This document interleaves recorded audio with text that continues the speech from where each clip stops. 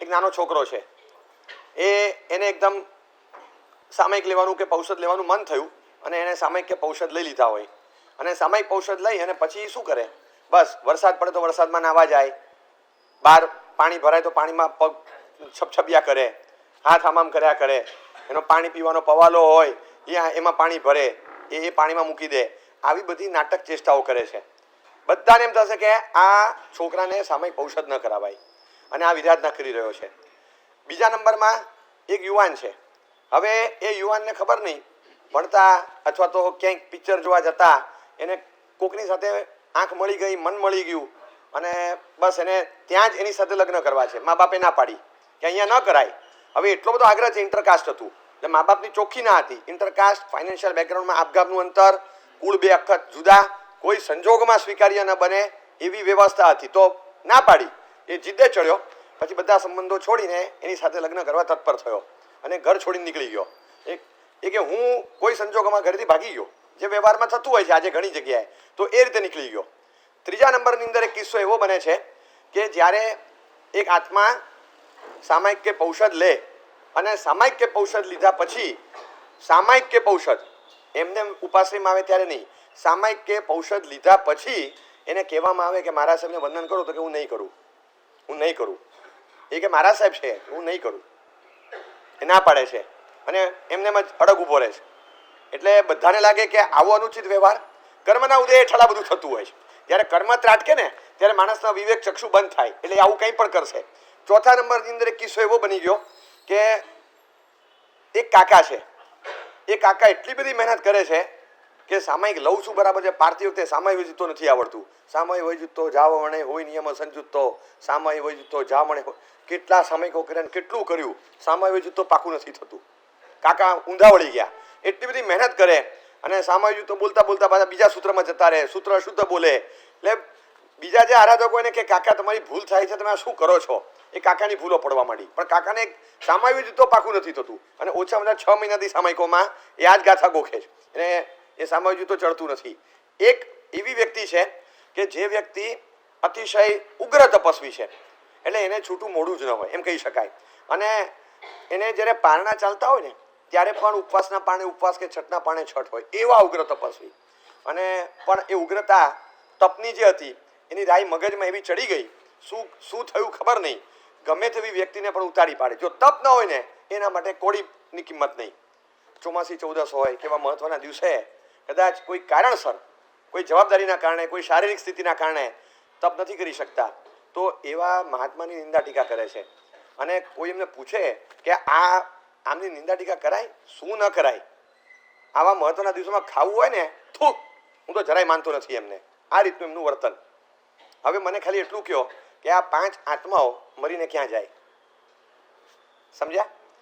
એક જણ intercaste marriage માટે ઘર છોડીને ભાગી જાય એવો છોકરો, સામયિકમાં કાચા પાણીમાં છપછપિયા કરે એવો છોકરો, પેલો ટીનેજર આવું તોફાન કરે, પેલા કાકાને ગાથા નથી ચડતી, પેલા ભાઈ એ કોઈ આરાધક તપસ્વી છે એમના પ્રત્યે હાંસી મજાક ઉડાવે, તિરસ્કારની ભાષા બોલે, થૂકે, રીસર કે આ લોકોને તો કયા ભાવમાં મોક્ષ મળશે, આવતરા ભેગા થયા છે. આ રીતનો એટીટ્યુડ.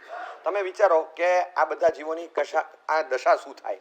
તમને આશ્ચર્ય થશે. આજે 5 કિસ્સા કહું છું ને, એ 5 આત્માઓને 30 મિનિટમાં કેવળ જ્ઞાન થાય છે. 30 મિનિટમાં 5 ને. આજે પેલો છોકરો એ અહિમુત્તો છે, જે સામયિક પૌષધ નહીં, ચારિત્ર લઈને પાત્રીઓ ધરાવે છે. એ ચારિત્ર લઈને કાચા પાણીમાં પાત્રી તરથી મૂકે છે અને એને કેવળ જ્ઞાન થયું. આ બધું 30 મિનિટ પહેલાની ઘટના છે, બરાબર છે?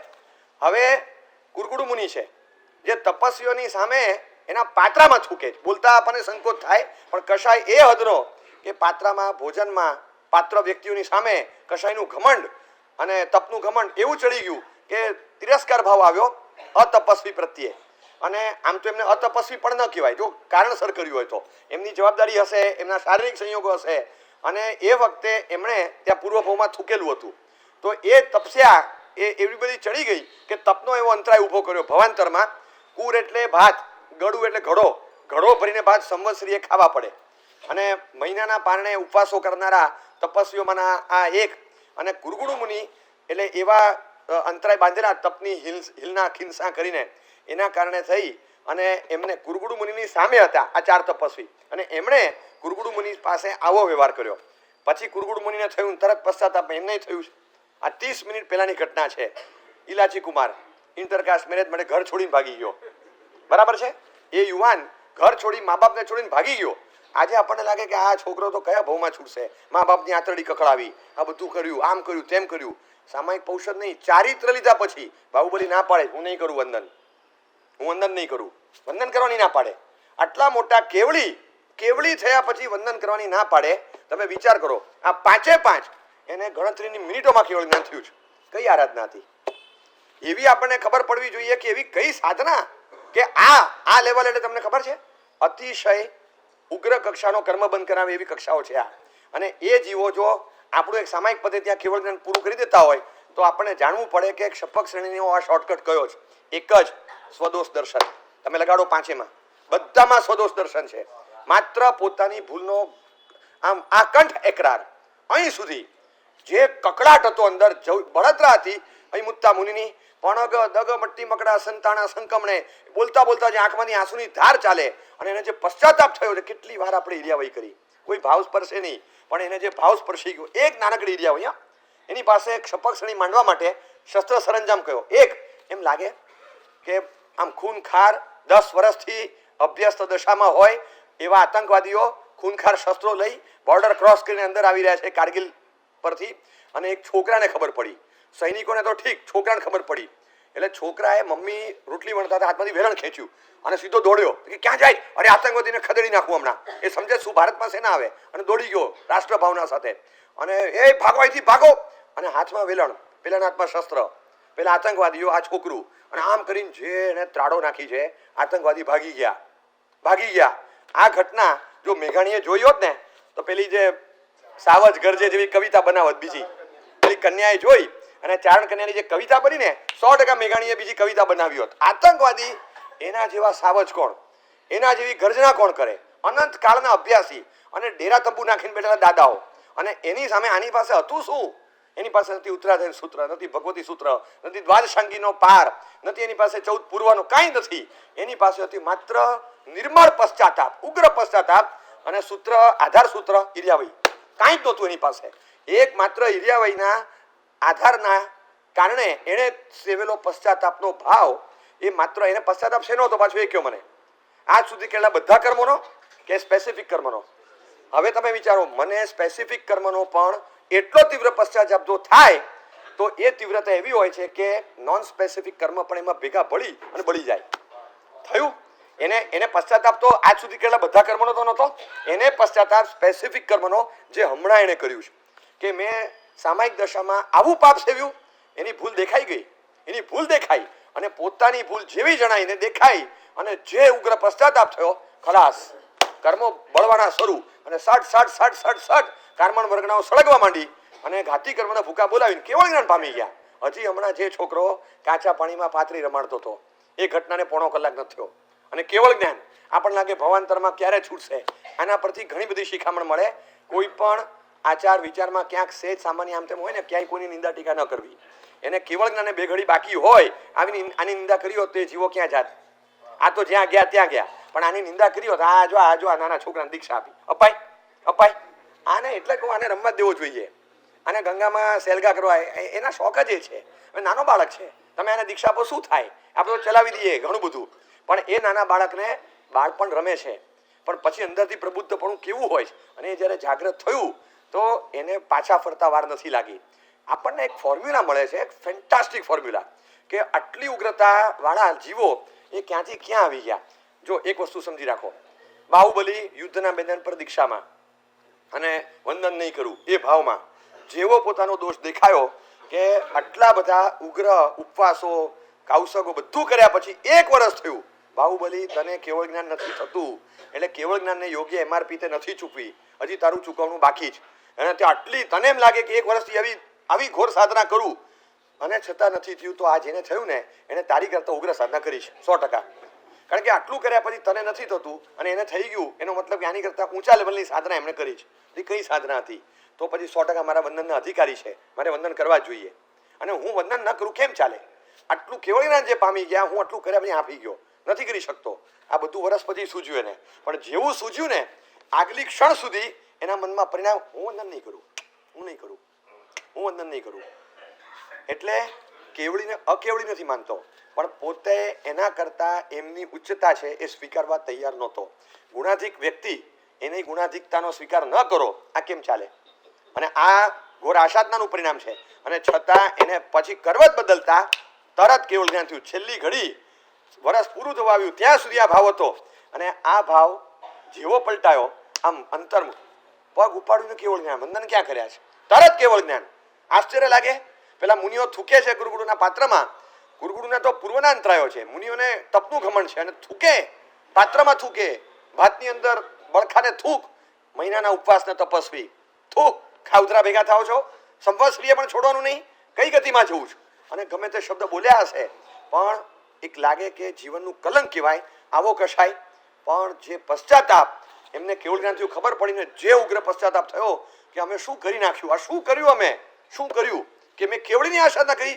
કદાચ એ વળીને આવ્યા ત્યારે કેવળ જ્ઞાન થયું હશે તો, કારણ કે નિયમ તો એને ખબર કે કેવળી પોતે ના બોલે મને કેવળ જ્ઞાન થયું છે, એની મેળે ખબર પડવા દે, એની મેળે લોકમાં ખબર પડે. હું ન કહું કે મને કેવળ જ્ઞાની 6 મહિના તમારી ગોથરી લાવી આપે, જો તમને ખબર ન પડે તો એ કશું કંઈ ન કરે. આવું થયેલું છે ભૂતકાળમાં. તો એમને તો ફાળ બેસી ગઈ કે ભગવાન ભગવાન અમે કઈ ગતિમાં જશું, અમે કેવળીના પાત્રમાં થૂક્યા શું, જો કેવળ જ્ઞાન પહેલા થઈ ગયું હોય તો અરે અમે શું કર્યું. ને પછી જે પશ્ચાતાપ થયો એમાં એ 4 મુનિઓને કેવળ જ્ઞાન. આ 4 જણા જેને આવી ઘોર આસાધના કરી એને તરત કેવળ જ્ઞાન થયું છે. આમ કલ્પના કરીએ, જેને કશુંય નથી ચડતું, મારુષ માતુષ મારુષ માતુષ મારુષ માતુષ, કાકા સામાય જૂતો જેવું આટલું નાનકડું ખાલી એક લીટી આપીશ, રાગ નહીં કરો, દ્વેષ નહીં કરો, તું આટલું ગોખ, તારું કામ નથી, કશુંય નથી તારું.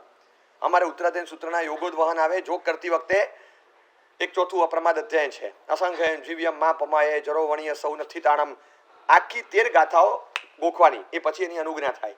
આજે 13 ગાથા ન થઈ તો કાલે બીજું આંબેલ કરવાનું, બીજું કાલગણ લઈને ફરીથી એની અનુજ્ઞા કાલે થાય. એ આજે પણ એ પરંપરા છે. અને લગભગ મોટા ભાગના 1 થી 1.5 કલાકમાં 13 ગાથા કરી દે છે. કશું ના ચડતું હોય ને એ દિવસે કરી દે છે, કારણ કે નહીં તો બીજું આંબેલ આવે છે તરત. એટલે એ ભયથી પણ એકવાર થઈ જાય, એકવાર કાચી પાકી પણ થઈ તો જાય. હવે આ ગાથા જ્યારે આવીને ચડતી જ નથી, એટલે બીજે દિવસે બીજું ફરીથી આંબેલ કર્યું, ત્રીજે દિવસે કર્યું. 6 મહિના સુધી 35 દાડાના જોગ છે. 6 મહિના સુધી આ ઉત્તરાધ્યનના જોગ ચાલ્યા. અત્યારે લગભગ 8-10 રમણી ભગવંતોને ઉત્તરાધ્યન આચરણના જોગ ચાલે છે અહીંયા આગળ આપણા ઉપાશ્રયમાં. આ જોગની વિધિમાં 4થા અધ્યાયમાં બધાએ 13 ગાથાઓ ગોખી હોય. હવે એ મહાત્માને ચડે જ નહીં જ્ઞાન, 13 ક્યાં, એક જ નથી ગોખતા, કશું નથી થતું. અને એ ગાથા ન થવાથી 6 મહિના સુધી તપ ચાલ્યો. છેલ્લે ગુરુને પૂછવા ગયા, ગુરુદેવ શું કરું? કે તું એક કામ કર, તું આટલું ગોખ ખાલી, મારુષ માતુષ, રાગ ન કરવો, દ્વેષ ન કરવો, બસ તારા માટે આટલું આવી ગયું, કારણ કે આ સાર છે. હવે આમાં તારું ગજું નથી. 6 મહિના સુધી કર્યું. શું પુરુષાર્થ છે, ભવ્ય પુરુષાર્થ. આપણે તો બેસી જઈએ, સાહેબ મને ચડતું નથી, સાહેબ ગાથા ચડતી નથી. ગાથા નથી ચડતી કે તું ગાથા પર નથી ચડતો? પૂછો તો ખરા. પેલા આખું ચડી જાય, કોઈ ગાળ બોલે તો ગાળ ચડી જાય, શેર બજારના 6 મહિનાના વેરિએશન વાળા બધા કંપનીના બધી સ્ક્રિપ્ટના ભાવ ચડી જાય, કેટલાના ફોન નંબર ચડી જાય. કોણે કઈ દિવસે આ ભાઈ આ ગયા વર્ષે બેસતા વર્ષે મંગલિકમાં આ જ જબ્બો પહેર્યો હતો, હજી નવો નથી લાવ્યા. હવે આપણે એ યાદ હોય કે આપણે બેસતા વર્ષે ગયા વર્ષે મંગલિકમાં 9 આ જબ્બો પહેર્યો હતો. હવે આમાં તો આપણને ખબર નહીં કેટલું આવું કેટલું યાદ હોય, ગાથા પર નથી ચડતા. કારણ કે આપણે ગાથા પર નથી ચડતા તો ગાથાય નથી ચડતી. આ મહાત્માને કશું ન ચડ્યું. અને એ કાકા જેવા મુનિ, એ મુનિને નાના સાધુઓ ભૂલ કાઢે, મારુષ માતુષ મારુષ માતુષ, એમાં માસ્તુષ માસ્તુષ. મહારાજ માસ્તુષ નહીં, મારુષ માતુષ. વાંચો, બરાબર વાંચીને પક્કું કરો, જોયા વગર ના બોલો. પછી આમ જોએ, ધન્યવાદ, સાચી વાત છે, માસ્તુષ નથી, મારુષ માતુષ. સરસ, તમારી ધારણા, તમારો ક્ષોભક્ષમ ધન્ય છે. શું જ્ઞાનની આરાધના કરી છે મહાત્માઓ તમે. સાંભળીને તમને યાદ રહી ગયું, મને જોઈને યાદ નથી રહેતું. ભૂતકાળમાં ખૂબ જ્ઞાનની આસાધના કરી છે, પાનાઓ ફાડ્યા હશે, પાના બાળ્યા હશે, જ્ઞાનીની અવહેલના કરી હશે, શ્રુતની અવહેલના કરી હશે, સિદ્ધાંતોની અવગણના કરી હશે, ખૂબ મેં પાપ બાંધ્યા છે, મને એક લીટી નથી ચડતી. મહાત્માઓ તમને ધન્યવાદ છે. પોતાના પ્રત્યેનો ધિક્કાર, જ્ઞાની પ્રત્યેનો ધન્યતાનો અનુભવ આ થયો. અને ક્ષોભક્ષમ કેવો, જેને અડધી ગાથા શ્રુતનું એક ચરણ નથી ચડતું, આખું કેવળ જ્ઞાન ચડી ગયું. કઈ રીતે ચડે, કઈ રીતે ચડે? માત્ર પોતાની ભૂલ દેખાય. તમે જુઓ ફોર્મ્યુલા, તમે જુઓ, આવું ક્યાંય નહીં મળે. કોઈ દર્શનકારે નથી બતાવ્યું. આપણા માટે આ સૌથી તમને લાગે પાલિતાણા ચડવાનું હોય, થોડીક મનમાં બીક હોય કે હમણાં ટીચરની તકલીફ છે, થોડોક શ્વાસ ચડે છે, હવે કમર દુખે છે, હવે એમ લાગે છે કે કદાચ આ વર્ષે પાલિતાણાની જાત્રા નહીં થાય, ડોળીમાં તો નથી કરવી, એવી ઉંમર પણ નથી, પણ મનમાં ડર લાગે છે. કારણ કે 2 દાદરા ચડું છું, શ્વાસ તો ચડે છે, એટલે હું બધા ધીમે ધીમે ચડું, તોય આટલા બધા દાદરા કેવી રીતે ચડીશ 3500, અને એમાં પાછો હવે ટીચરમાં તકલીફ બહુ થઈ ગઈ છે, ચડતા ઉતરતા ઝરક લાગેલો કંઈક થઈ ગયું તો શું, 3-4 વાર આવું બની ગયું છે, ભાઈ 3 મહિના પગ નથી વળ્યો મારો, ખમાસમણા આપવામાં પણ હવે બહુ તકલીફ પડે છે, હવે હું શું કરું? અને એ વખતે કોઈ તમને કહે અરે કશું નહીં, તમે મારી સાથે ગાડીમાં આવજો, પાછળ આમ તમે આવો, અહીંયા આવ્યા, બસ હવે આ ચડો, 200 પગથિયા, 200 પગથિયા, સીધા તમે રાયણ પગલે નીકળશો, તો કે ના હોય, તો કે હા સીધા બસ આમ 200 પગથિયા ગણી 200, 205 નહીં, તો આપણને શું થાય કે વાહ કમાલ થઈ ગઈ. હવે એ રૂટ આપણે છોડીએ ક્યારેય અને બીજાને કહીએ કે નહીં? અને જેને શ્વાસ ન ચડતો એ જ બધા આ રૂટ પકડે કે નહીં? શ્વાસ ચડે એના આપણે થોડો જ આ રૂટ, બધા આવો શોર્ટકટ શોધે, shortcut to Adinath, shortcut to Siddhachal, shortcut to Siddhachal, આ શોર્ટકટ ટુ સિદ્ધશિલા છે. કશું કરવાનું નહીં, ખાલી માત્ર 200 પગથિયામાં, જેના માટે ભગવાન મહાવીર સ્વામીએ 12.5 વર્ષ અતિશય આગ ઝરતી સાધના કરી છે, જેના માટે બાહુબલી ટીંગાઈ ગયા અને કશું થયું નહીં, 12 મહિના ઉગ્રચર્યા સાથે, નિર્જલ ઉપવાસ સાથે, અને એ આ બધા, અને તમે જુઓ રિવર્સ ગેરમાં ગાડી પૂરપાટ ઊંધા રસ્તે હતી, અને જે સ્પીડથી એમણે બહાર ખેંચી છે, એમણે જે પશ્ચાતાપ સેવ્યો, પોતાની ભૂલ બધી દેખાઈ, સમજાઈ, સ્વીકારી, અને પછી જે પશ્ચાતાપ સેવ્યો, રિવર્સમાં ફટ કરતી ગાડી બહાર, જેટલી સ્પીડથી અંદર ઘૂસી હતી એટલી સ્પીડમાં એમણે બહાર ખેંચી લીધી.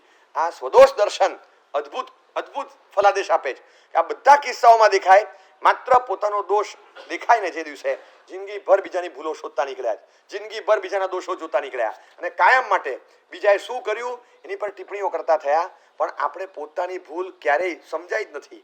એક અહમ વચ્ચે આવે, કાં તો આત્મપ્રતિષ્ઠિત પર પ્રતિષ્ઠિત ક્રોધની વાત ચાલે છે ને, તો એક ક્રોધ વચ્ચે આવે, એકવાર કોકની પર દાંત ચડી હવે ઉતારે છૂટકો, સમજાઈ ગયું હોય કે હવે ખોટું છે, એની વાત બરાબર છે, એવી કંઈક ભૂલ નથી, સમજાઈ ગયા પછી પણ હવે એમાંથી પાછા નહીં ફરવું, કારણ કે પકડ આવે એટલે એની વારે, ક્રોધની વારે પાછો અહમ આવે અને વળ ચડાવે ક્રોધને કે ના આપણે પાછા નહીં ફરવાનું, એ વળ ચડાવે. હવે આ રીતે કશાય સેવે એ ક્યાંથી મોક્ષમાં જાય? કશાયનો પક્ષકાર છે. આ 5 કિસ્સાઓમાં 30 મિનિટ પહેલાની ઘટનાનું વર્ણન સાંભળતા આપણને થાય 30 ભાવમાં આને કેવળ જ્ઞાન ન થાય, 30 ભાવમાં ન થાય, અને 30 મિનિટમાં થયું છે. એટલે કેવળ જ્ઞાન સસ્તામાં નથી લીધું, પણ કેવળ જ્ઞાન માટે યોગ્ય રકમ જે ચૂકવવાની હતી એમને ગમે ત્યાંથી હાથ વગી થઈ ગઈ, તો એમને ક્યાંથી લીધી? સ્વદોષ દર્શન કોઓપરેટિવ બેંક, એમાંથી સીધી લોન લઈ લીધી. એ કે આમાંથી આપણને લોન મળે એમ છે, નહીં તો ચૂકવણું ક્યાં કરે? મોટી લોન સેન્કશન કરી. લોન તમારા પ્રોફાઇલ જોયા વગર આપે? ફાઇલ તો બનાવવાની ને, ફાઇલ જોયા પછી લોન આપે. જીવદળની યોગ્યતા, કાર્ડ પાકી ગયો છે, પશ્ચાતાપનો ભાવ ઉગ્ર છે, અપાય. બેંકને લાગ્યું કે અપાય, 100% અપાય, માણસ ખાનદાન છે, પૂરું આપશે, પાછું લોન આપી દીધી. અને એમણે જોયા પછી ફાઇલ બની ગઈ આ લોકોની સરસ, અને આપણે તો ફાઇલો જ બનાવીએ છીએ, કશું થતું જ નથી, આપણા પ્રોફાઇલમાં કંઈ છે જ નહીં આવું. એમણે જોયા પછી બેંકને લાગ્યું કે આને અપાય, અને સ્વદોષ દર્શન કોઓપરેટિવ બેંકે લોન સેન્કશન કરી. બાકી એમની તો ગજું જ નથી, એમની પોતાની ક્યાં મૂડી હતી આટલું મોટું ચૂકવણું કરે? શુદ્ધ જ્ઞાનની અડધી ગાથા પરચેસ કરવા માટેનો ક્ષયોક્ષમ નથી. કેવળ જ્ઞાન પરચેસ કરે એવો એક ક્ષયોક્ષમથી નથી આવતું, બધી ક્ષયથી આવે છે, કારણ કે એક શાહિક સ્વભાવ છે. તો એને લાવવા માટેની મૂડી ક્યાં? ક્ષયોક્ષમ ભાવ એટલે 2ની નોટ, અને શાહિક ભાવ એ 2000નું બંડલ. તમે વિચાર કરો, જેની પાસે 2ની નોટ નથી એ 2000નું બંડલ લાવે ક્યાંથી? લોન લીધી છે, પણ લોન સેન્કશન કઈ રીતે થઈ? બસ એ થઈ ગઈ, સેન્કશન થઈ ગઈ. કઈ રીતે એ થઈ ગઈ? બસ એ જીવદળની યોગ્યતા, કાળ પરિપાક, આ બધા પરિબળો જોયા, કોઓપરેટિવ બેંકને લાગ્યું કે લોન અપાય, આપી દીધી, અને ચૂકવણું કર્યું, થઈ ગયું પ્રોપર્ટી એમના નામ પર. આપણને લાગે કે આટલી ઝડપથી 30 મિનિટમાં બધું પૂરું. શપક શ્રેણી એનું તમે આખું વર્ણન વાંચો ને, જે ક્રમથી થાડ થાડ થાડ થાડ થાડ થાડ થાડ થાડ આમ કર્મ ઉલેચાતા હોય, કાર્બન વર્ગના જે સત્તામાં પડી હોય બધા બહાર નીકળતી હોય, એ જે નીકળતી હોય એની સ્પીડ તમે જુઓ. એક્ઝેક્ટ અંદાજે કહું છું કે અંદાજે આખો પ્રોસેસ 5 થી 7 મિનિટનો છે, અંદાજે 5 થી, એવું નથી અંતર્મુહૂર્ત એટલે આખું એવું 48 મિનિટ મોટું નથી, સાવ નાનું પણ નથી, કારણ કે ક્રમ એવો છે, વચ્ચે આંતરું પડે, પણ એ જે ઝડપથી બધું થાય વિધિન 4, 5, 7 મિનિટ બધું પૂરું, બધું પૂરું. આટલી ગણતરીની ચંદ મિનિટોમાં આખી કર્મની ઉદ્વેલ ના થઈ, બધું નીકળી જાય અને નિર્મળ થઈ જાય આત્મા. આટલી ઝડપથી જો આ પ્રક્રિયા થતી હોય તો એ પ્રક્રિયા માટે અનંત કાળ રાહ જોવી પડી. 5 મિનિટની ક્રિયા, એના માટે કેટલી વાર 5 મિનિટની જ ક્રિયા હોય, પણ ઘણી વાર ખબર નહીં આપણે યોગ્ય હતા તો એને આપણે પસંદ ન પડ્યા, 32 વર્ષની ઉંમર થઈ સાહેબ, મારા છોકરાનું ખરું નથી સાહેબ, શું કરું? તો કે શું નથી થતું સાહેબ? ખબર નહીં, ગોઠવાતું નથી. હવે તમને આનંદ થયા ક્યારે થાય? ગોઠવાય ત્યારે. બરાબર, ગોઠવાયું એટલે શું? ખાલી ચપટી ગોળ ને દાણા ચાવ્યા એટલું જ ને, બીજું શું? એ ક્રિયા કેટલી? 2 મિનિટની. પણ એના માટે 8 વર્ષથી રાહ જુઓ છો. 24 to 32 8 વર્ષથી સાહેબ સાધના કરું છું, પણ મારું ગોળને દાણા નથી ચવાતા. બધું ચાવી ગયો, અખરોટ ચાવી ગયો, જમરૂક ચાવી ગયો, બધું ચાવી ગયો, દાંત આખે આખા ખાટા કરી નાખ્યા, મારું ગોળને દાણા ચાવવા નથી મળતું. બહુ કડક છે, બહુ કડક આઈટમ છે, એ ચાવીને જ ખબર પડે. હવે આ જે ચાવ્યા હોય એને પૂછો તમે.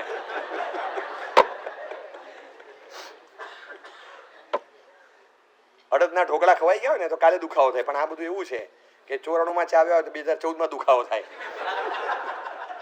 હરખા ચાવવા પડે, બીજું કઈ નહીં. પણ આ વસ્તુ લીધા પછી આપણને લાગે કે ઘટના આવી કે આટલી બધી આરાધના કરી અને એ પછી પણ આપણે પસંદ જેવું સ્વદોષ દર્શન આવ્યું ને, આત્મા પોતાની ભૂલો જોતા શીખે ને પછી જ સુધારતા શીખે.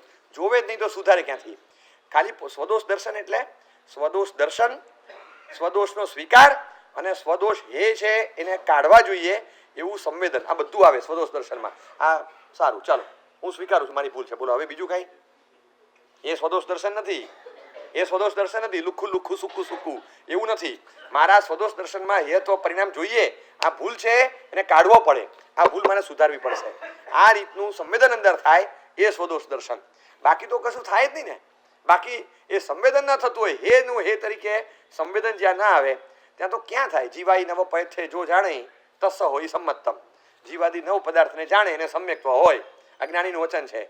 તો અભવ્યને પૂછો નવ તત્વ કયા? તો જીવ અજીવ પુણ્ય પાપ આશ્રવ. ફટ બોલી ને નવ એ ના બોલે તો અભવ્ય જીવાદી નવ તત્વને જાણે છે કે નહીં? એને સમ્યક્ત્વ હોય. એ ક્યારે પેલા ગુણસ્થાનથી ઉપર ન જાય. તો અભવ્યને સમ્યક્ત્વ નથી અને જીવાદી નવ તત્વનું જ્ઞાન તો છે. એ જ્ઞાન એટલે કોરું કટ જ્ઞાન. જ્ઞેનું જ્ઞેય રૂપે, હેનું હે રૂપે, ઉપાદેનું ઉપાદેય રૂપે જ્ઞાન છે, સંવેદન છે? તો કે ના, વસ્તુ એ નથી એટલે સમ્યક્ત્વ ન હોય. ખાલી જાણવું એ નહીં, જાણવ્યા પછી એનું સ્વરૂપ જે છે તેને તે સ્વરૂપે સંવેદન એનું થાય, સ્વીકૃતિ આપે, આ સમ્યક્ત્વ લાવે અને એ કેવળ જ્ઞાન લાવે. આ રીતની વ્યવસ્થા ગોઠવી એટલે આટલી અદ્ભુત જડબે સલાક વ્યવસ્થા. માત્ર મારી પોતાની ભૂલ દેખાય અને બધો કચરો સાફ. આપણે સ્વદોષ દર્શન કરવામાં કાચા પડીએ, મારી ભૂલ મને નથી દેખાતી, અને એ ભૂલ જોતા શીખીએ અને એને સ્વીકારીએ અને એને સુધારીએ. કેવળ જ્ઞાન હાથ વેતમાં છે. એટલે આટલું સુંદર પાઠ આપણને જ્ઞાનીઓ બતાવે એને જિંદગીમાં ભૂલવો નહીં. જે માણસ પોતાની ભૂલનો બચાવ કરે, ગુસ્સો કરે, સામે આક્ષેપ કરે, ખુલાસાઓ કરે, બાના રજૂ કરે, અથવા તો આખું ગઠબંધન કરીને 5-15 જણાને ભેગા મળીને ત્રાટકે તો બધા એમ માને છે કે મારી વાત સાચી, તમારી વાત ખોટી, અથવા રીસાઈ જાય, અથવા રડવા બેસે, અથવા મૌન ધારણ કરીને અબોલા લઈને છુપાઈ જાય, મોઢું ચડાવીને પડ્યો રહે, અતિ સ્વીકાર કરી અને વાયડાયથી એવું કરે. આ દુનિયામાં જે ચાલે છે ને, આ આટલો બધો વરસાદ આવ્યો ને એ પણ મારા કારણે, આ દેવાસમાં પાણી ભરાઈ ગયા, કેટલા લોકો નીચાણવાળા વિસ્તારના ઘરો સાફ થઈ ગયા, બધી મારા પાપે. બોલો મારી ભૂલ. હવે કંઈ કેવું છે? હવે કંઈ કેવું છે? બોલો કંઈ કેવું છે? આ જે આતંકવાદીઓ બોમ્બ ફેંકીને શહીદો થાય છે ને આપણા, એ બધા મારા પાપે. બોલો હવે કંઈ? હવે એવું બધું બોલવા માંડે કે આપણને કે આ બધું ક્યાં આપણે એના નામે ચડાવ્યું છે? આને વાયડાય કહેવાય. અસ્વીકારનો મોટો વિકૃત ભાઈ અતિ સ્વીકાર. આપણે કીધું નથી બધું બોલી બોલીને આડકતરો બચાવ છે. અર્ધ સ્વીકાર. તમારી વાત સાચી છે પણ આવે તો આગળ ઉડી જાય ભાઈ. તને આ છોકરો લાગે છે કે ડાયો છે? એમ ડાયો છે પણ પછી શું? એટલે આનો અર્થ શું થાય? પણનો અર્થ આ જ થાય, બીજું કંઈ નહીં. એટલે આપણને કોઈ પૂછે તો આપણે ભૂલનો સ્વીકાર નથી કરી શકતા. જેટલી મહેનત ભૂલના બચાવ પાછળ કરીએ ને એનાથી 4-5 ભાગની મહેનત ભૂલના સ્વીકારને સુધારા માટે કરીએ, ભૂલ સુધરી જાય એમ છે. પણ આપણે સુધારવા માટે મહેનત 20% નથી કરતા, બચાવ માટે મહેનત 100% કરીએ છીએ અને તોય બચાવ નથી થતો. 100% મહેનત કરવા છતાં 20% બચાવ નથી થતો. એનું કારણ છે કે ભૂલ છે ને, ભૂલ એ જાડિયું પાડિયું પ્રાણી છે. 140 કિલોનું કેરેક્ટર હોય ને, તમને દેખાય એ કઈ જાતની દુબળો હોય જ નહીં. 6 ફૂટ 6.5 ફૂટનો ને તો આમ પહોળાઈ એની કેવી હોય? એની કમર 36ની ન હોય, કંઈ એક્સ્ટ્રા હોય. તો 140 કિલોનું કેરેક્ટર, આવું દૈત કેરેક્ટર, એનું નામ ભૂલ. અને આપણે તો દુબળા પાતળા. હવે આ ભૂલની પાછળ સંતાવવાની કોશિશ કરીએ તો આપણે સંતાઈ જઈએ, બરાબર છે. પણ પોતાની ભૂલ હોય, પોતાની ભૂલ, અને એ પુણ્ય છે ને એ આવું છે. ભૂલ એ બાંબુનો વાંસળો હોય, એ વાંસળો છે.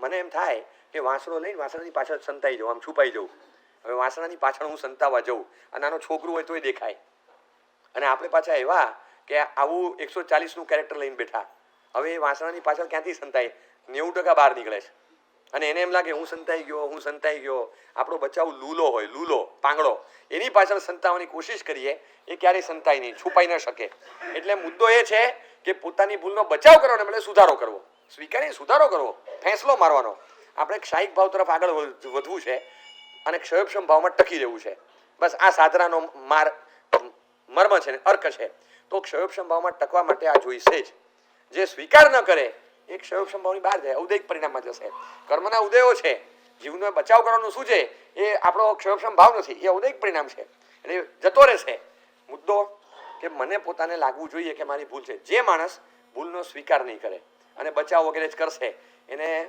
5-6 મોટા નુકસાન વેઠવાની તૈયારી હોય પહેલા નંબરમાં નુકસાન નંબર 1 એને ભૂલ કોઈ બતાવશે નહીં એને કોઈ ભૂલ નહીં બતાવે હું ગાંડો છું તમને ભૂલ બતાવું તમે ભૂલ સ્વીકારતા નથી તમે ભૂલ સુધારતા નથી તમે ભૂલનું માટે કંઈ કરતા નથી તો હું એવો પાગલ થોડો હોઉં કે રોજ સવાર પડે તમને ભૂલ જ બતાવ્યા કરું પછી થાય કે છોડો હવે કર્મ એના છોડો એટલે પછી વ્યક્તિ પોતાની ભૂલ કોઈ દિવસ ક્યારે પણ એ ભૂલનો ક્યારે પણ એ સુધારો નહીં કરી શકે એને પોતાને એમ થશે કે આપણે હવે છોડો એને એની સાથે નથી માથાકૂટ કરવી એટલે ભૂલ એને કોઈ બતાવશે જ નહીં એની ભૂલ કોઈ નહીં બતાવે બીજી વાત એની કોઈ ભૂલ સુધરશે નહીં બતાવે તો સુધરે મારી ભૂલ કોઈ બતાવતું જ નથી તો સુધરે કઈ રીતે મને ખબર નથી કે મારી ભૂલ હતી અને મને મારી ભૂલ કોકે બતાવી તો એ ભૂલ બતાવી હોય એ દિવસે મને ખ્યાલ આવે કે મારે ભૂલ સુધારવી જોઈએ અને સ્વીકારીને હું સુધારીશ પણ ભૂલ કોઈ બતાવતું જ નથી તો હું સમજીશ ક્યાંથી હું સુધારીશ ક્યાંથી હવે કેટલીક ભૂલો એવી હોય કે બીજાની જોઈને શીખીએ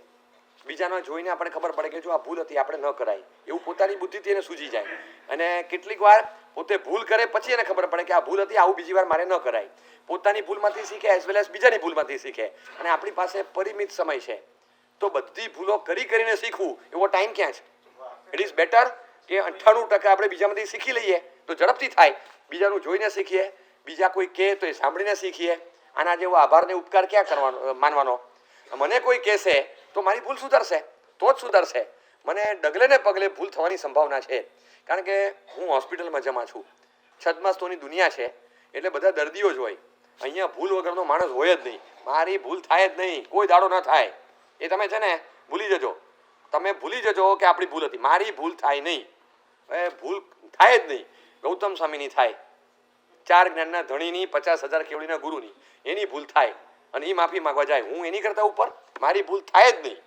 હોય જ ન શકે એ તમે ભૂલી જાઓ કે મારી ભૂલ છે એવો આફરો હું રાખી જ ન શકું જો હું છદ્મસ્ત છું ભૂલ થાય જ નહીં એવું તો કેવી રીતે કહી શકાય જે કેવડી છે કેવડી એની ભૂલ ન થાય બીજા નંબરમાં જે મળદું છે એ સક્રિય નથી એટલે એની ભૂલ ન થાય ત્રીજા નંબરમાં જે ગાંડો છે એની ભૂલ ન થાય કોઈ દિવસ કેવડી ભૂલ ન કરે મળદું ભૂલ ન કરે અને ગાંડો ભૂલ ન કરે હું એમ કહું કે મારી ભૂલ હોય જ નહીં તો એક વસ્તુ નક્કી થઈ કે હું કેવડી તો કે ના કેવડી તો નથી હું મળદું છું તો કે ના મળદું તો નથી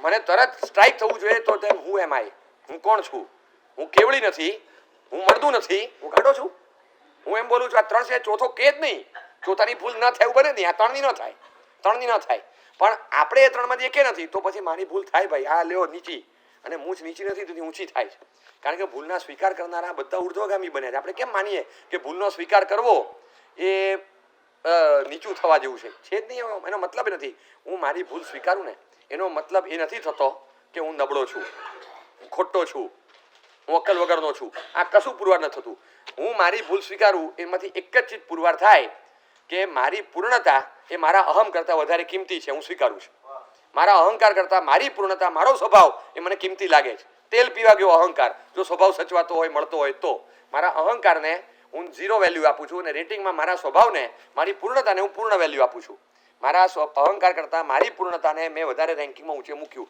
બસ એટલું જ પુરવાર થાય હું નબળો છું ખોટો છું એ પુરવાર નથી થતું ડોન્ટ વરી મારે વિચાર નથી કરવાનો ભૂલ છે તો સ્વીકારી લેવાની આવી સરળતા આપણામાં પ્રગટે અને જે ભૂલ નથી સ્વીકારતું એની ભૂલ કોઈ બતાવશે નહીં બીજા નંબરમાં એની કોઈ ભૂલ સુધરશે નહીં ત્રીજી વાત નવી ભૂલોનું પ્લેટફોર્મ તૈયાર થશે એકવાર ભૂલ થઈ ભૂલનો બચાવ કર્યો એકરાર કરવાને બદલે બચાવ કર્યો પ્રતિકાર કર્યો અને ભૂલ નથી એ સાબિત કરવાના ઉદામા કર્યા, બીજા બધા ભૂલ કાઢતા બંધ થઈ ગયા. એટલે હવે અહંકારમાં કોઈ સુધારશે નહીં, કોઈ સુધરશે નહીં, જાતે ભૂલ સુધરતી નથી, બીજો કોઈ સુધારતો નથી, બધી વિન્ડો બંધ થઈ ગઈ, ઇમ્પ્રુવમેન્ટ વિન્ડોઝ બધી ક્લોઝ. એટલે નવી નવી ભૂલોનું પ્લેટફોર્મ તૈયાર થશે, નવી ભૂલોનું પ્લેટફોર્મ તૈયાર થશે. આ ત્રીજો નુકસાન. ચોથું નુકસાન, જે ભૂલ ઓલરેડી કરી છે એ ભૂલ હવે વારંવાર થશે, કારણ કે ભૂલ તો છે નહીં એટલે એ ભૂલ વારંવાર થશે. નવી ભૂલોનું પ્લેટફોર્મ તૈયાર થશે, કારણ કે મારી ભૂલ કોઈ સુધારશે નહીં, કારણ કે હું એકે ભૂલ સ્વીકારતો નથી. મારી કોઈ ભૂલ સ્વીકારીશ નહીં તો મારી કોઈ ભૂલ સુધરશે નહીં. નવી ભૂલોની વિન્ડો તૈયાર થશે ને એ ભૂલ રિપીટેડલી થયા કરશે. 5મા નંબરમાં જિદ્દી તરીકેનો ટેગ લાગશે જ. આ માણસ તદ્દન જિદ્દી છે, કોઈ કાળે સમજવા તૈયાર નથી. આ જિદ્દી તરીકેનો ટેગ લાગશે અને સ્વભાવ, પૂર્ણતા બધું માયલો યોજનો દૂર જશે. આ નુકસાન વેઠવાની તૈયારી રાખવાની. જો આપણને લાગતું હોય કે આપણે કોઈ સંજોગમાં ભૂલ નથી સ્વીકારવી, જે થવું હોય તે થાય, ભૂલ તો નહીં સ્વીકારવાની, તો તૈયારી રાખવાની કે આ 6 નુકસાન વેઠવાના છે, વેઠવાના. પછી બાકી જો મેં તમને દાખલા એવા આપ્યા છે, કેવળ જ્ઞાનની અડધો પોણો કલાક પહેલા કઈ કક્ષાની ગંભીર ભૂલ થઈ શકે, ભૂલ થવી અને ભૂલનો એકરાર, આ બે તદ્દન જુદી વસ્તુ છે. ભૂલ થવી કદાચ એક ક્ષણ માટે તમને લાગે એ આશ્રવ છે, આ સંવરની આ નિર્જરાનું નિમિત્ત બને છે. તમે ભૂલનો સ્વીકાર કરો છો, કર્મક્ષય તરફ જાઓ છો. બહુ મોટી ચીજ છે અને બહુ મોટી સાધના છે. ભૂલનો સ્વીકાર અહંકારની ગળચી દાબીને એની છાતી પર બેસવું પડે, એ વગર ભૂલનો સ્વીકાર થાય. આમ લાગે આપણને કે અને જેટલી મોટાઈ વધે ને, તો 30 વર્ષ પહેલા મેં નાની કોઈ ભૂલ કરી હોય અને મારા ગુરુ મને કહે તો મારા માટે બહુ સહેલું, હાજી સાહેબ આજે મને કહે, મારા માટે આજે ડિફિકલ્ટ બને. જો હું મારા હોદ્દાને ધ્યાનમાં રાખું, મારી પ્રસિદ્ધિને ધ્યાનમાં રાખું, તો મારા માટે જેટલું the more you grow high, તમારા માટે બહુ ડિફિકલ્ટ બનતું જાય. મારે હવે કેવી રીતે ભૂલનો સ્વીકાર કરાય, હવે કેવી રીતે કરાય? એક સ્ટેટસ આવી જાય છે મોટાઈનું, એટલે પછી ભૂલનો સ્વીકાર કરવો એ ગજાબાનો આપણા સ્ટેટસથી નીચે છે. એટલે એ છે ને બિચારો સમજે તોય સીધાતો હોય. હવે આ તો ધારીએ આપણે કે મોટા ગજાના માણસ, મોટા ગજાના એટલે એવા મોટા ગજાના માણસ જેની કંપનીના બધાએ શેર લીધેલા હોય, એવા કોઈ મોટા કોર્પોરેટ લેવલના વડા હોય, એ રસ્તા પરથી જાય, ગાડી પંચર થઈ ગઈ, હવે કરવાનું શું? જિંદગીમાં આ લોકોની ગાડી પંચર થઈ ગઈ અને તમે કહો લે અરે આવી જાઓ ડબલ સવારીમાં આવી જાઓ, એક્ટિવા પર મૂકી દઉં ઘરે, બેસે? એ ન બેસે એક્ટિવા પર. એને થાય કે ના ઊભો છું, ના હું ચાલતો જઈશ, ના તમે જાઓ. અરે એક્ટિવા પર બેસું અને કોઈક ફોટો પાડીને મૂકી દે, કાલે મારા શેરના ભાવ 25% ગગડી જાય, મરી જવું, ખબર છે? ન બેસે તો પગ તોડીને જાઓ, આ 3 કિલોમીટર પગે ચાલી જઈશ, ના આવું. હવે આ સમસ્યા છે. એમને કોણ ના પાડે પણ એક્ટિવા પર બેસવામાં? સ્ટેટસ સિવાય કોઈ ના પાડે છે કે ન બેસાય? એમ ચાલતા જશે પણ એક્ટિવા પર નહીં બેસે. બોલો, એને એમ થાય કે આમાં બેસાય, આપણું શું? એટલે એ હવે એને આમ વ્યવસ્થિત સોફા તમે આપો તો બરાબર, તમે આવો પધારો, ચટાઈ પાથરી દીધી સીધી, ન બેસે ચટાઈ પર. કોઈ પણ યોગી હશે બેસી જશે, પણ આ ન બેસી શકે. એક સ્ટેટસ હોય છે. તો મારું પોતાનું ઊભું કરેલું એક સ્ટેટસ એ મને મારી ભૂલ સ્વીકારવામાં આડે આવે. પછી જેટલું સ્ટેટસ વધારો એ મારું પોતાનું જાળું બને, જાળું, એમાં હું જ અટવાઉં છું. આપણે એવા જાળા ઊભા કર્યા અહંકારના કે જેમાં બીજું કોઈ નથી અટવાતું, હું એકલો અટવાઉં, બીજા બધા નીકળી જાય અને હું અટવાયો કરું. મારા અહંકારમાં હું જ અટવાઉં છું. આપણને લાગે કે આવું કેમ કરીએ? જે પોતાનું સ્ટેટસ ઊભું કરતો હોય એ કેમ આ મારાપણું જે આવે છે ને, અહમ મમેથી મંત્રોયમ મોહસ્ય જગત આંધ્યકૃત, આખા જગતને અંધાપો આવે એવો એક મંત્ર છે મોહરાજા પાસે, અને માસ લેવલ પર એ મંત્રનો પ્રયોગ કરે છે. એ મંત્ર એ શું કરે? મોહરાજા શું કરે? આખું આમ જ્યારે જગત ભેગું થયું ને ત્યારે આમ જ કરે, બસ. અને બધા પછી કે દેખાતું બંધ થઈ ગયું. અને તમને હું કોણ છું, મારું શું છે, બસ આ બધું બંધ થઈ જાય, સાચું નહીં દેખાય. કારણ અહમ અને મમ, હું અને મારું, આ બે એવા મંત્ર છે, અહમ મંત્ર અને મમ મંત્ર. એ મંત્ર તોડી નાખશે તમને અંધાપો લાવશે, અંધાપો. હવે તો થશે જ યુદ્ધ, હવે તો યુદ્ધ જ થશે. હવે તો બતાડી આપીશ કે દુર્યોધન કોણ છે, આંધળાના દીકરા આંધળા, એમ આંધળાના દીકરા આંધળા. બધાની વચ્ચે મારી પથારી પાથરીને આ દ્રૌપદીએ બધાની વચ્ચેની ઇજ્જત લઈશ. હવે તો બતાડીશ કે હું દુર્યોધન છું, કોણ છું, હવે જોઈ લો. ખાલી અહમ. જો અંધાપો કેવો, કઈ હદનો, ભાભીનું વસ્ત્રાહરણ દિયર કરે. આ તમે શરમજનક ઘટના. આ ઘટનાનું મૂળ ક્યાં? માત્ર અહમ, અંધાપો, બીજું કાંઈ નહીં. મારો દીકરો સત્તાની ગાદી પર બેસશે, મારો દીકરો. મમ, એમાં રામાયણ સર્જાયું. અહમ, એમાં મહાભારત સર્જાયું. જગતના સીમાચિહ્ન રૂપ બે યુદ્ધના મૂળમાં અહમ ને મમ હતા, અને બંને અંધાપામાંથી ઊભા થયા છે. ઘરની અંદરની લડાઈ. અંદરના ઘરની જ લડાઈ ઘરમાંથી જ ભભૂકી. કેમ? સગા ભાઈની સામે પડ્યો, પેલો સગા ભાઈ સામે પડ્યો. બે ફેમિલી હિસ્ટ્રી અને ફેમિલી સ્ટોરી અને ફેમિલી યુથ. કેમ? મૂળમાં કારણ અહમ ને મમની લડાઈ, બીજું કશું નથી. અને એ સત્તાની જે ઘેલછા લાગે એવી ઘેલછા લાગે જબરજસ્ત. આ પુરુષ હતો, એને સત્તાની ઘેલછા હતી, બતાવી દીધું. એને નડે. અને મમત્વ ભાવ મારું મારું મારું પોઝેસિવ હોય, ઘરેણા મારા, આ મારું, નેકલેસ મારો, આ સામાન્યથી સ્ત્રીને નડે. તો એક સ્ત્રીને નડી ગયું, એક પુરુષને નડી ગયું. તમે જોતા આ સામાન્યથી જેનેટિક દોષો છે બધા, એ સામાન્યથી આવે જ. આ છે ને એક મજાકમાં મેં સાંભળેલું કે કોકે સર્વે કર્યો કે આ માખીઓ જે છે એ બધા મેલ છે કે ફિમેલ, નપુંસકલિંગ હોય, આપણે શાસ્ત્રની દ્રષ્ટિએ વિચારીએ પણ બાકી એને વિચાર્યું મેલ છે કે ફિમેલ. એટલે સર્વેમાં છેલ્લે રિપોર્ટ આપ્યો કે આ 20 માખીમાંથી આ 6 એ મેલ છે, 14 ફિમેલ છે. એટલે કે શેના આધારે? એ કે આ ડ્રોઈંગ રૂમમાં હું ક્યારનો જોઉં, આ 6 માખી છે એ ખુરશી પર બેસે છે અને 14 અરીસા પર બેસે છે. એને નક્કી કર્યું કે આ મેલ છે ને આ ફિમેલ છે. જેનેટિક વેલ્યુ છે ને. એવી રીતે અહમ એ જેનેટિકલી સામાન્યથી મેલમાં વધારે હોય, ફિમેલમાં વધારે હોય. એ હોય જ, એમાં કંઈ સવાલ જ નથી. એટલે એ હોય જ. એટલે આમાં સામાન્યથી જે થતું હોય ને, એ મને ખ્યાલ એક વખત વ્યાખ્યાન હતું અને 100 ભાઈઓ અને 1000 બહેનો અને બધા જ મંડળોને માર્ગદર્શન આપ્યું. આખા સંઘના કમિટી ટ્રસ્ટી બધા જ એ લોકોને બધાને ગાઈડન્સ અને આરાધનાની પ્રેરણા કરવાની હતી. મેં કર્યું. તો મને યાદ નથી મેં શું મુદ્દો લીધેલો. બહુ સરસ કંઈક બધા પોઈન્ટ્સ ત્યારે કવર કરેલા. અને અતિ પ્રિય ચીજો બેનને હોય ને એવી મેં 4-5 ચીજો બધી ગણાવેલી કે એમને કરિયાવર બહુ ગમે, એમને કચકચ બહુ ગમે. હજી હું બોલું ત્યાં આગળ કોક હતા, મને કહે સાહેબ આ એક છાપ પાડી દીધી. હકીકતમાં કંઈ અમે એકલા કચકચ નથી કરતા. મેં તો હું સામાન્યથી કહું છું. મેં તો તમારે એકલા માટે નહીં, ઓવરઓલ બધાને હોય. આ લોકો નહીં હોય, આ લોકો નહીં હોય, પણ આ સામાન્યથી તમારામાં વધારે હોઈ શકે એવી સંભાવના જ્ઞાનીઓ વ્યક્ત કરે. હું કોઈ સુભાષિત શ્લોકના આધારે બોલતો હતો. એટલે હવે સુભાષિતકાર ખોટું કેવી રીતે લખે? નીતિ સૂત્ર હતું. તો મેં કીધું કે એમને પણ એવું લાગ્યું હશે કે આ લોકોને કચકચ વધારે પ્રિય હોય, તે કચકચ હોય. તો કે એ ખોટી વાત છે. એ ખાલી બધાને ઠસાવી દેવામાં આવ્યું કે કચકચ બહેનો કરે, કચકચ બહેનો કરે. મેં કીધું ઓકે, કાંઈ વાંધો નહીં. આપણે જે થાય એ અત્યારે જે ચાલે છે નહીં તમને ગમે ટૂંકમાં.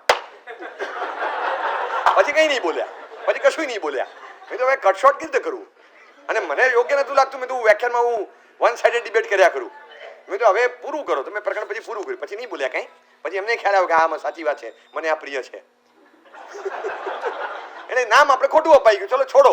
પણ કેટલાક જેનેટિકલી આપણામાં દોષો ગુણો ઉતરતા હોય, એવી રીતે બલિદાનની જે ભાવના હોય એ આપણામાં જે હોય ભાઈઓ એની કરતાં બહેનોમાં 100 ગણી વધારે હોય છે. સામાન્યથી કેટલો ભોગ આપવો, કેટલું ઘસાવવું, કેટલે સુધી ગૌણ થવું, આ એમનામાં જે પાવર હોય ને એ પુરુષમાં ન હોય. પુરુષમાં ન હોય. સામાન્યથી હવે આ બેનનું નામ ક્યાંક આવ્યું ન આવ્યું, તમે તકતીમાં નામ આપ્યા અને 15 નામ આવવાના હતા. તો એક કામ કરો ને, 15 નામ આવવાના છે ને, 5 તો ભાઈઓ છે ને 5 દીકરાઓ છે. ચલો બા બાપુજી ને આ ને મોટા પાપા પપ્પા મમ્મી ને 5 ભાઈઓના ને 5 દીકરાઓ લખી નાખો ને, બધા પુત્ર વધુના નામ કાઢી નાખો. ચલો એમ કરો. કાઢી નાખ્યા. એને નહીં લાગે ખોટું? એને ખોટું નહીં લાગે. કારણ કે હવે તમે કાઢી નાખ્યો તો શું? જે છોકરાને મેં જન્મ આપ્યો, ઉછેર્યો, મોટો કર્યો, એ પોતાના નામમાં પાછળ બાપાનું નામ રાખે જેને 5 મિનિટ નથી આપી. અને મારું નામ એને કાઢી નાખ્યું. મને કંઈ પ્રોબ્લેમ નથી, હું તો ટેવાયેલી છું. એમાં શું? અને અહીંયા ખાલી ઓલો 3000 આપણે છાપ ભરવાની હોય ને, એમાં મારું નામ કેમ નહીં બોલ્યા તમે? આપણું એક નામ રહી ગયું ને 2500 રૂપિયામાં, તો એ છેક સુધી બોલાવરાવ્યા. બચારો આપણા નામની જાહેરાત વખતે માઇક ભપ થઈ ગયો એટલે રહી ગયું હોય. તો એ તમે ફરીથી બોલો, તમે ફરીથી બોલો. એક ભાઈને તો નામ 3 વાર બોલ્યા, ઉભા જ ન થાય. સુરેશભાઈ, સુરેશભાઈ, ઉભા જ ન થાય. સુરેશભાઈ, સુરેશભાઈ, 16 બત્તું 16 ઉપવાસ, સુરેશભાઈ.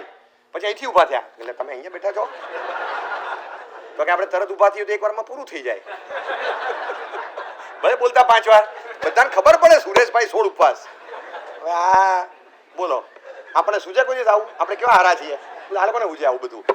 એટલે અમુક જેનેટિકલી દોષો હોય, આ દોષો અંદર ઉતરે. આ દોષો અંદર ઉતરે ને એટલે પછી એ અહમ ને મમ લડાઈ તોડી નાખે. મોહસ્ય જગદાંત્યકૃત, જગતને અંધાપો આવે ને એવા આ દોષો છે. અહંકાર અને મમકાર, આ દોષો બહુ ખતરનાક છે. રામાયણથી મહાભારત એનાથી ઓછું ન સર્જાય. અને પછી જે સર્જાશે એનો કોઈ ઉકેલ નથી. કેટલી પેઢીઓ એનો બધું જ ભરપાઈ કરતા થાકી જાય. હવે એને દૂર કેવી રીતે કરવું? પ્રતિમંત્રોપી મોહચિત અયમ એવો નય પૂર્વો ન નાહમ ન મમ. આગળ ન લગાડી દો. મારું કાંઈ નથી, હું કાંઈ નથી, હું કાંઈ નથી, ઝીરો ઝીરો. અને મારું કાંઈ નથી, મારું કંઈ છે જ નહીં. બસ આ ન લગાડી દો. પ્રતિમંત્રોપી મોહજીત, આ મોહને જીતનારો પ્રતિમંત્ર છે. મંત્રની સામે પ્રતિમંત્રની ફૂંક ફેંકો, ફૂંક મારો એને, અને આ પ્રતિમંત્રનો પ્રયોગ કરો, એ મોહનો મંત્ર ઉડી જશે. મોહ રાજાએ પ્રયોગ કર્યો છે મંત્ર, તો આપણે કહેવાનું ન મમ ન હમ ના હમ ન મમ, પ્રતિમંત્ર એનો પ્રયોગ કરો. હું કાંઈ છું જ નહીં, મારું કાંઈ છે જ નહીં. પણ એમ થાય કે હું કાંઈ નથી એટલે એમ કેમ બોલાય? છે તો ખરા જ, છે તો ખરા જ, એમ બોલાય કેવી રીતે? એ આ પ્રતિમંત્ર તો પાકો કરો, તમને ઉવ સગ્રામ કરતા મોટો છે. બોલવાનું ખાલી એટલું છે, ના હમ ન મમ, કે ઉવ સગ્રામ સંતિગ્રામ ધીજે પૌ નમી બધું આવડે. આ તો કાચું બહુ અઘરી ગાથા છે, મને ચડતી જ નથી. ન ચડે, ન ચડે. એ માણસ શિખરજી ચડી જાય, તળાજા ચડી જાય, પાલીતાણા ગિરનાર ચડી જાય, પણ આ ડુંગર એવો છે પ્રતિમંત્રના 4 પગથિયા ન ચડે, કારણ કે બહુ અઘરા છે. મારું કાંઈ નથી, હું કાંઈ નથી. અરે બોલતા ફાવે નહીં, ફાફા મારી જાય, હાફ ચડી જાય. હું કાંઈ નથી, મારું કાંઈ નથી, એટલે જાણે આપણે વેલ્યુ વગર ના. આપણે આટલી નમ્રતા અને લઘુતા નથી કેળવી શકતા. ગૌતમ સ્વામીજી કેવી કેળવી છે? બધાની વચ્ચે કે જાઓ માફી માંગે આવતી, જી સાહેબ. આમ એટલું ગૌરવ, એટલું ગૌરવ. ગૌરવ એટલે કયું ખબર છે?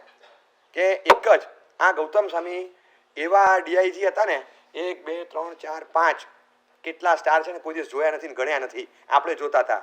એમણે ખભા પર કેટલા સ્ટાર છે ડ્રેસમાં જોયા નથી. એ આમ તમે જોવો ને કડક થઈ જાય. સ્ટાર્ચ કરવાની જરૂર નહીં, કપડાં ચિત્રે હાલ હોય પણ વ્યક્તિને સ્ટાર્ચ ચડી જાય, કડક થઈ જાય એકદમ. એ કોઈ દિવસ એને આ ગણવાના નહીં, કોઈ દિવસ. એ બીજા માટે છે, એ ગણશે બીજા. આપણામાં નમ્રતા તો જ આવે કે જો આ ગણીએ નહીં, અને તો જ ભૂલ થતી સુધરશે, નહીં તો જિંદગીમાં ભૂલ નહીં સુધરે. આપણા સ્ટાર આપણે નહીં ગણવાના, લોકોને ગણવા હોય ભલે ગણે, અને એ ગણાવે તોય કહેવાનું કે એ તારા માટે છે ભાઈ, મારા માટે છે જ નહીં.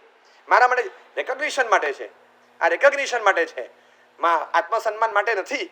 કોઈ દિવસ મારે મારું આત્મસન્માન નથી જોતું. હા, મારી ભૂમિકા એવી હોય કે અપમાન ન બેઠું, સ્વમાન હોય, પણ મારે અહંકારના પોષણમાં આ મારી બધી ચીજોનો વપરાશ નથી કરવાનો. અને એટલા જ માટે માણસ જેટલું આગળ વધે ને એટલું સ્વદોષ દર્શન અઘરું થતું જાય, કારણ કે એક પછી બીજો પછી ત્રીજો સ્ટાર આવતો જાય. આમ વાંકો વળિયાનું વજન છે, તમે મૂકો ખાલી એક સ્ટાર મૂકો, વ્યક્તિનું વજન 60 કિલો હોય ને, આ 5 સ્ટારનું વજન 360 કિલો છે. ખભા પર મૂકો, ખબર પડે, માણસ દબાઈ જાય. આનો ભાર વહન કરવો બહુ ભારે છે, બહુ ભારે છે. મરદના બચ્ચા કહેવાય ને, મરદના બચ્ચા.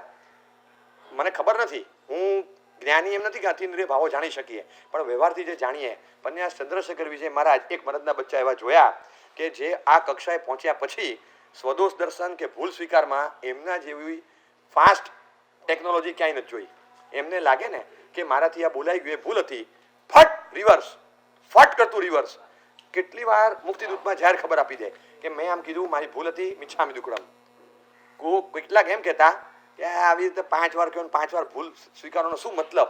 પણ હું તમને કહું કે આટલા ફાસ્ટ ચાલે એક જ ગાડી મેં જોઈ છે. બાકી દુનિયાની બધી ગાડીમાં ફોરવર્ડમાં 4 હોય, રિવર્સમાં તો એક જ હોય ને. ફોરવર્ડમાં 4 હતી, રિવર્સમાં 14 ગેર હતા. લાગે ખોટી ગલીમાં જતા રહ્યા છે તો 14મું ગેર કાઢી અને સીધા એટલા સ્પીડમાં પાછા ફરે. અને ઇટ રિક્વાયર સ્ટ્રેન્થ. હું એમ કહું છું 5000ની સભાને સંબોધન કરવું ને, આ ઓછી તાકાત. પણ 5 માણસની વચ્ચે મિચ્છામિ બોલવું આ લેવલ પરથી આ મજબૂત તાકાત જોઈએ. આ ન બોલી શકાય. મારાથી નૌકારશી નથી થતી, એનાથી નૌકારશીથી વધારે પચકાણ નથી થતું. આવું જાહેરમાં બોલવું, હું ચાનો બંધાણી સવારના પોરમાં પીવાવાળો ચા, હું ક્યાં મોક્ષે જઈશ, હું તો અનાજના કોથળામાં ધનેરા તરીકે ઉત્પન્ન થઈશ. આવું જાહેરમાં બોલે. અંદર એમની સંવેદના હતી ને, એમને અંદરથી પોતાની ભૂલો અને પાપોનો સૌથી મને આશ્ચર્ય વારંવાર થાય ને, જે એમના વ્યક્તિત્વમાં મેં જોયું છે. 2 ચીજ મગજમાં નથી બેસતી. એક કે પુષ્કળ અપવાદોનું સેવન, ભલે જીવન અને શારીરિક સ્થિતિ અને એમના પર આવેલી જવાબદારીઓ, પુષ્કળ અપવાદો સેવા પડે, ઉતરી પાણી વગેરે લગતા. અને મૂળ માર્ગની આમ રુચિ તમારે એવી જીવતી રાખવાની. એકાસવાળાને જોઈ અને આમ બસ આમ જોયા કરે, ઓછરી વાપરતા અમે જોયા છે. આમ એકાસવાળાની સામે નજર કરે, રડવાનું આવે, રડતા રહે. એક વખત તો આ બેઠેલા, એ તારા પાત્રામાંથી લાવ લુકી રોટલી આપ. આટલા શિષ્યના પાત્રામાંથી ગુરુને કહીએ, સાહેબ આપના પાત્રામાંથી કંઈક આપો ને. શિષ્યને કહે તારા પાત્રામાંથી આટલું બટકું આપકે. એ લઈને આમ વાપર્યું, આમ કર્યું કે આ અમૃત લેશું ને તો ઝેર પચશે ચંદ્રશેખરને, એકલું ઝેર પીવે છે 3 ટાઈમ. લાવ તારું અમૃત લાવ. તમે પક્ષપાત જોયો હોય? પક્ષપાત, તું શું પક્ષપાત છે? આમ હોળી પૂરી થાય 100, વંદન કરે શિષ્ય, સાહેબ આપની કૃપાથી 100 હોળી પૂરી થઈ તારી. કમાલ કમાલ, 100 હોળી પૂરી થઈ. સાચે આ ચંદ્રશેખર તારા ગુરુને લાયક નથી, ગુરુ થવાને લાયક નથી, શું જોઈને તે આવા ગુરુ લીધા? આમ જે બોલે ને, આ તમે જુઓ સ્વદોષ દર્શન છે. મેં એક વસ્તુ જોઈ કે અપવાદનું સેવન અને જળહળતું સમ્યક્ત્વ, જેને માર્ગની રુચિ કહેવાય, આ બે છે ને પેરેલલ ક્યારેય ન ટકે. જો માર્ગની તીવ્ર રુચિ હોય તો અપવાદનું સેવન એના બળથી જતું રહે, અને અપવાદનું સેવન કોઠે પડી જાય લાંબા ગાળે તો પછી એ રુચિ મરી પરવારે. બે જીવંત ન રહી શકે. ફોર અ લોંગ ટાઈમ કહું છું, શોર્ટ ટાઈમમાં રહે, પણ લાંબા ગાળા સુધી અપવાદનું સેવન કર્યા કરો અને આદર્શની ખેવના કર્યા કરો. આ તો કઈ રીતે થાય? આ મરદની નિશાની છે, અને એમણે જીવંત રાખેલું. Rarest of the rare case કહેવાય કે આટલા વર્ષોના અપવાદ પછી પણ એમને એવી જ રુચિ. એટલે મને કોઈ પણ જો પૂછે ને તો હું ધડ કરતો કહું કે ચંદ્રશેખરમાં ક્યાં હોય, તો કે કોઈ સાધુ ઉગ્રચર્યા પાળતો હોય, મેલા કપડાં પહેરીને ફરતો હોય, બે દ્રવ્ય પર નિર્દોષ એકાસના કરતો હોય, આવું જ કંઈક એમને મળવાનું. કારણ કે જિંદગીભર એમણે ઘૂંટ્યું જ, કર્યું નથી, ઘૂંટ્યું છે. હું જિંદગીભર આ કરું ને, મને ખાતરી નથી મને મળશે કે કેમ, પણ એમના માટે મને ખાતરી એમને મળે જ. કારણ કે જે ઘૂંટ્યું છે, એમને જે પક્ષપાત હતો અને પોતાના જીવનમાં નાનકડો પણ દોષ કારણસરનો હોય, કદાચ એ માર્ગરૂપ પણ હતો, છતાં એ એમનો જે એકરાર હતો ને એ ગજબનો હતો. કોઈ નાનકડી ભૂલ થઈ, પ્રેમસુરી મહારાજે એક ગ્રંથ છપાવેલો, અને ગ્રંથ છપાયા પછી એમને લાગ્યું કે ભાઈ આ ગ્રંથ છપાઈ ગયો, એમાં પાછળથી જે એક પ્રત મળી એના આધારે લાગ્યું કે કદાચ એક પદાર્થની ગણતરીમાં મારી ભૂલ થઈ છે, તો એ કદાચ એ વખતે ગ્રંથ જ નહોતો મળ્યો. એટલે ગણતરી પોતાની રીતે કરેલી, પાછળ જે ગ્રંથ મળ્યો એમાં ગણતરી હતી, અને એમાં ખબર પડી કે પહેલામાં જે ગણિત ગણ્યું છે એમાં આપણી કંઈક નાનકડી ભૂલ છે. તો એમણે જાહેરમાં સંદેશ પેપરમાં માફી માગી છે. માફી માગી કે આ ગણતરી જે થઈ અમારી ભૂલ હતી, એ બધા સકળ સંઘની માફી માગું છું. શું આ જીવો, આ ઉત્તમ કઈ કક્ષા, જેના નામ પર આજે 1500 સાધુઓની ફોજ ઊભી છે, એ પ્રેમસુરી મહારાજ. અને આવા વિશિષ્ટ પુણ્યવાન પુરુષ, નિર્મળ બ્રહ્મચર્ય ધારક, એ મહાપુરુષે જાહેરમાં જિંદગીમાં છાપું નથી વાંચ્યું, અને છાપામાં નિવેદન આપ્યું કે લોકો જે વાંચે ત્યાં પહોંચવી જોઈએ મારી માફી. પછી કીધું કે સાહેબ, આપણે ભગવાન સામે બરાબર કે જે ગુનો જાહેરમાં થયો હોય એ ગુનોની અપરાધની ક્ષમા યાચના જાહેરમાં થવી જોઈએ. માર્ગ એ છે, હું જાહેરમાં ગુનો કરું અને ખાનગીમાં ક્ષમા યાચું, એ માર્ગ નથી, એ યોગ્ય ક્ષમાપના નથી. મેં છાપીને મૂક્યું છે, તો મારી જે ભૂલ હોય એ છપાઈ ગઈ હોય તો ક્ષમાપના પણ છપાવી જોઈએ. આ એમની માન્યતા હતી, અને આ રીતે એમણે પોતાને ભૂલનો સ્વીકાર અને એકરાર કર્યો. શું જીવદળ છે! આ ઉત્તમ ભૂમિકા પર પહોંચેલા મહાપુરુષો, એમને જોઈને નતમસ્તક થઈ જઈએ કે આપણે આપણી ભૂલનો સ્વીકાર આ રીતે કરી શકતા હતા.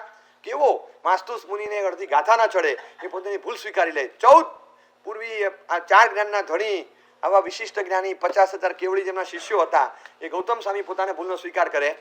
ચંદનબાળાના માસી મૃગાવતી પોતાના ભૂલનો સ્વીકાર કરે, વિધાઉટ એની ડિબેટ એન્ડ આર્ગ્યુમેન્ટેશન. કોઈ આર્ગ્યુમેન્ટ નહીં, કશું જ નહીં, ચર્ચામાં ઉતરવું નથી, મારી ભૂલ હતી. આપણે એ જોવું છે કે આવી ભૂલો 30 મિનિટ પહેલા જો થઈ હોય તો હવેની 25-30 મિનિટમાં શું વિચારતા હતા, એ વિચારણાને તમે ફોલો કરો. એકલા બેસીને ક્યારેક એ જ વિચારીએ કે શું વિચારતા હતા, એ શું વિચારતા હશે. એમના અધ્યવસાયોને બિલ્ટઅપ કરવાની, એનાલાઇઝ કરવાની થોડી કોશિશ કરો કે શપક શ્રેણીના 5 કલાક પહેલા જીવની દશા કેવી હોય. તમે જુઓ, આપણને લાગે બહુ નોર્મલ છે, એ જ રસ્તે આપણે ચાલીએ છીએ. છેક 30 મિનિટ બાકી હોય ને ત્યાં સુધી આપણે બરાબર, પછીની 30 મિનિટમાં આપણે જુદા પડી જઈએ છીએ. જે ભૂલ કરવાની આવે ત્યાં સુધી તો એમનામાં આપણામાં કોઈ ફરક નથી, એ કરે ને આપણે કરીએ. પછીની 30 મિનિટ પૂરતા આપણે જુદા પડીએ છીએ, એમાં એમનો ભાવ પૂરો થાય અને આપણે ચાલુ રહે છે. આટલી જ ભૂલ કરીએ છીએ ખાલી, કે છેક સુધી. આમ જુઓ ને તમે, અમદાવાદ પંકજ સોસાયટીથી નીકળ્યા, ગાડી સીધી ગઈ ભાવનગર જિલ્લામાં પ્રવેશ કરે છે, પાલિતાણા તાલુકામાં પ્રવેશ કરે છે, પાલિતાણા નગરપાલિકાની હદમાં પ્રવેશ કરે છે, તલેટી રોડ પર ગાડી જાય છે, ધર્મશાળાના કેમ્પસમાં ગાડી ઊભી રહે છે, ધર્મશાળાની રૂમમાં 2 જણા અંદર જાય છે, અને બંને જણા એક હાથમાં થેલી લઈ અને ચાલતી પકડે છે. ખભે થેલો નાખ્યો, 2 જણા તલેટી રોડ પર સીધા ચાલતા થાય છે, અને છેક સુધી પંકજ સોસાયટીથી નીકળ્યા ત્યાં સુધી 2 સરખા ચાલ્યા. અને પછી છેલ્લે તલેટીથી 100 મીટર દૂર હતા ને, ચલો તે આવજો, એક તલેટીએ ગયો, બીજો ભાતા ખાતે ગયો, હદ તારું બધું થાય, ત્યાં 2 જુદા પડી ગયા. આપણે થાય કે 2 સરખા હતા. આપણે ભૂલો કરવામાં, આશાતના કરવામાં, અવગણના કરવામાં છેક સુધી સાથે ચાલીએ છીએ. આપણે અને અહીં મુદ્દા જુદા નથી, આપણે બાહુબલી કંઈ જુદા નથી. બિલકુલ પપ્પાનું નહીં માનું, જા જે થાય કરી લે, એમાં કંઈ સાધુ જોઈએ એવું નહીં. કોઈ પણ હોય નહીં એટલે નહીં જ માનું, હું નહીં જ ઝૂકું ના, હું નહીં જ ઝૂકું. અંદર બાહુબલી, માઇક્રો લેવલના બાહુબલી અંદર જીવે જ છે. એમાં એવું નથી કે મા બાપને તરછોડીને છોડીને પણ હું છોકરીની પાછળ જઉં તો જ હું ઇલાચી છું. મને કનમૂળ ભાવતા હોય, મને કોઈ ચીજ ગમતી હોય, મને કોઈ પ્રવૃત્તિ કરવી હોય, મમ્મી પપ્પા ના પાડે છે ભાઈ તું રહેવા દે ને ભાઈ, મહેરબાની કરીને સાહસ ના કર, હું કરીશ જ. અને બજારમાં રોકાણ કરે, 4 વાર ઊંધા માથે પટકાયો તોય કરે, મમ્મી પપ્પા ના પાડે, મને નથી જોતા આપણે પૈસા, હું કરીશ જ, હું કરીશ જ. તો એના માટે આ બજારની ચળ એ છોકરી જ છે. કોઈ પણ ચીજ એવી હોય કે જે વિવેક શૂન્યતાથી એનું આકર્ષણ રહી ગયું અને વડીલોને અવગણના કરીને પણ કરે તો માઇક્રો લેવલનો ઇલાજી જીવે જ. નોટ નેસેસરી કે there should be a girl, એ એવું નથી. મારા કક્ષા કરતાં જુદું હોય, મારી આવડત કરતાં બહારનું હોય, મારી જ્ઞાનની પ્રતિભા કે નોલેજ ફિલ્ડ કરતાં આ કંઈક જુદું હોય અને છતાં હું એમાં જાઉં તો ઇન્ટરકાસ્ટમાં જ ગયો કહેવાવું. એટલે એને એવું નથી કે છોકરીને પરણો તો જ ઇન્ટરકાસ્ટ કહેવાય. ઇન્ટરકાસ્ટ મેરેજ બધી ઘણી બધી રીતે થાય છે ભાઈ. દોરા ને કંદોરામાંથી ઊંચા ના આવતા હોય, એને દોરા ધાગા ને યાન ને એની જ ખબર પડતી હોય, બાપ દાદાનો ધંધો એ હોય અને જઈને શેર બજારમાં ધંધો કરવા જાય, આમાં લઈ લે લઈ લે લઈ લે લઈ લે, એને કશી ખબર નહીં. લાલ ટીપું એટલે લોહી કાકંકુ આટલી જ ખબર પડે છે. લાલ ટીપાનો ત્રીજો અર્થ જ નથી આવડતો. હવે એને એ અંદર જાય તો થાય શું? ના પાડે છે પણ છતાં પપ્પા મમ્મીની ઉપર જાય તો આ જ થાય. બાળપણમાં વિરાતરાઓ કરવી એટલે શું? નાનપણમાં જ કરવી એવું નહીં, મોટી ઉંમરે પણ પુષ્કળ પ્રમાણમાં વિરાતરાઓ કરવી, આરાધનાની સાથે છૂટછાટો લેવી. આ માઇક્રો લેવલનું અહિમુત તો આપણામાં રહે છે પણ એરિયાવી નથી આપણી પાસે. છેક સુધી વિરાધના કરવામાં, આશાધના કરવામાં, વિરાધના કરવામાં, આશાધના કરવામાં આપણે સમાંતર ચાલીએ છીએ. છેકથી છેક સુધી આપણે સમાંતર ચાલ્યા અને છેલ્લે આ 5 તલેટીથી ઉપર ચડ્યા અને આપણે ભાતા ખાતે જતા રહ્યા. બસ ધેર વી ડિફર. ત્યાં લોચો મરાઈ ગયો અને આપણને થાય કે આપણે આ જ તો કરતા હતા. કેવળ જ્ઞાન પામવા માટે શું કરવું છે બોલો? કાચા પાણીમાં તપેલી તરાવી જોઈએ કે નહીં સામાયિક લીધા પછી? તો કેવળ જ્ઞાન ન થાય? અને થયું હતું. મને કહો ખાલી કેવળ જ્ઞાનનો હેતુ ક્યાં? આ બધી ભૂલો હતી, એ ભૂલોનો સ્વીકાર જે થયો, પશ્ચાતાપ જે પ્રગટ્યો, એમાંથી કેવળ જ્ઞાનની ધારા પ્રગટી છે.